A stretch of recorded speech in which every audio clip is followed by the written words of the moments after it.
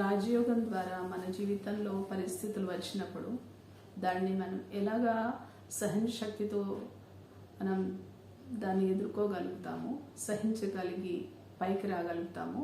ఈ ఒక చిన్న ఎగ్జాంపుల్తో చెప్పాలనుకుంటున్నాను.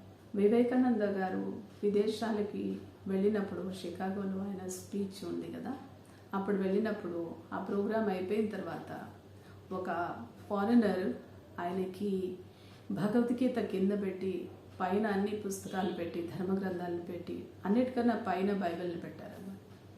అప్పుడు అన్నారు, చూడండి వివేకానంద గారు, మీదైతే కింద ఉంది భగవద్గీత, మాది అన్నిటికన్నా టాప్లో ఉంది బైబిల్ అని అన్నారు.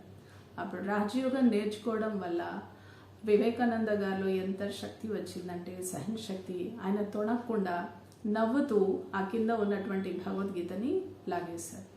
ఆ బైబిల్ అవన్నీ కూడాను కింద పడిపోయాయి. అప్పుడు ఆయన అన్నారు, మా యొక్క ఈ భగవద్గీత అనేది అన్నిటికన్నా కూడాను ఆధారం, బేస్ అని ఆయన నవ్వుతూ చెప్పేసరికి ఆయన ఫారినర్ కూడా నవ్వుతూ దాన్ని ఈజీగా తీసుకున్నారన్నమాట. అలాగే మన జీవితంలో వచ్చే పరిస్థితులను కూడా మనము ఎవరిని ఏమి తప్పుగా అనకుండా మనం యుక్తిగా, సహనశక్తిగా, సరైన విధంగా వాళ్ళకి రెస్పాన్స్ ఇస్తే అది మన జీవితంలో వాళ్ళకి మనకి ఎలాంటి విభేదాలు లేకుండా ఉండేటట్టు చేస్తుంది. అందుకే మీ అందరూ కూడా రాజయోగం నేర్చుకుంటారని సదుద్దేశంతో మీకు ఈ విషయం చెప్తుంది. ఓం శాంతి.